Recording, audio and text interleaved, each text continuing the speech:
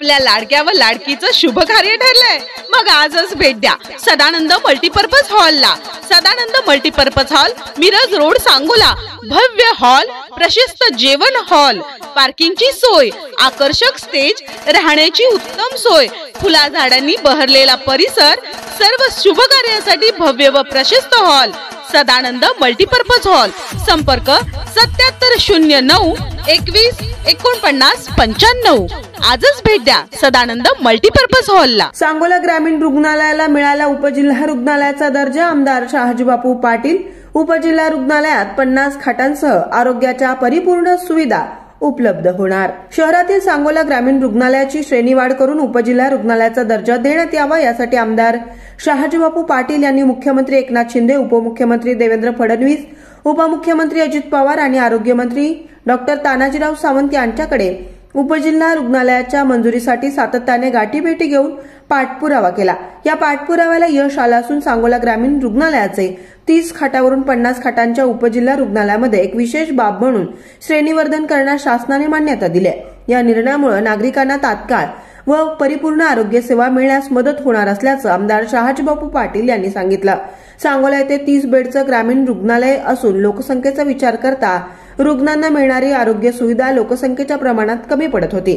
त्यामुळे सांगोला ग्रामीण रुग्णालयाच्या माध्यमातून सर्वसामान्य जनतेला आरोग्याच्या परिपूर्ण सुविधा देण्याच्या दृष्टीने आमदार शहाजीबापू पाटील यांनी मुख्यमंत्री एकनाथ शिंदे, उपमुख्यमंत्री देवेंद्र फडणवीस, उपमुख्यमंत्री अजित पवार आणि आरोग्यमंत्री डॉक्टर तानाजीराव सावंत यांच्याकडे सांगोला ग्रामीण रुग्णालयाला उपजिल्हा रुग्णालयाचा दर्जा देण्याच्या मंजुरीसाठी सातत्याने गाठीभेटी घेऊन पाठपुरावा केला। या प्रयत्नाला यश आलं असून सार्वजनिक आरोग्य विभागाने सांगोला ग्रामीण रुग्णालयाला उपजिल्हा रुग्णालयाचा दर्जा दिलाय। सध्या सांगोला ग्रामीण रुग्णालयात 30 खाटांची सुविधा उपलब्ध असून आता उपजिल्हा रुग्णालयाचा दर्जा मिळाला असल्यानं 50 खाटांची सुविधा उपलब्ध होणार आहे। सांगोला तालुक्यातील सर्वाधिक महत्वाकांक्षी ठरणाऱ्या उपजिल्हा रुग्णालयाच्या मंजुरीसाठी आमदार शहाजीबापू पाटील यांचा राज्य शासनाकडे पाठपुरावा सुरू होता। त्यास यश आलं असून राज्याच्या सार्वजनिक आरोग्य विभागाचे अवर सचिव अरविंद मोरे यांनी याबाबतचा शासनादेश काढला आहे। सदर 50 खाटांच्या उपजिल्हा रुग्णालयासाठी जागा उपलब्ध करून तेथे बांधकाम व पदनिर्मिती करण्याबाबत स्वतंत्रपणे कार्यवाही करण्यात येणार आहे। 25 सप्टेंबर 2019 मधील तरतुदीनुसार उपजिल्हा रुग्णालयाच्या बांधकामाचे अंदाजपत्रक व आराखडे सादर करण्यात येणार आहेत।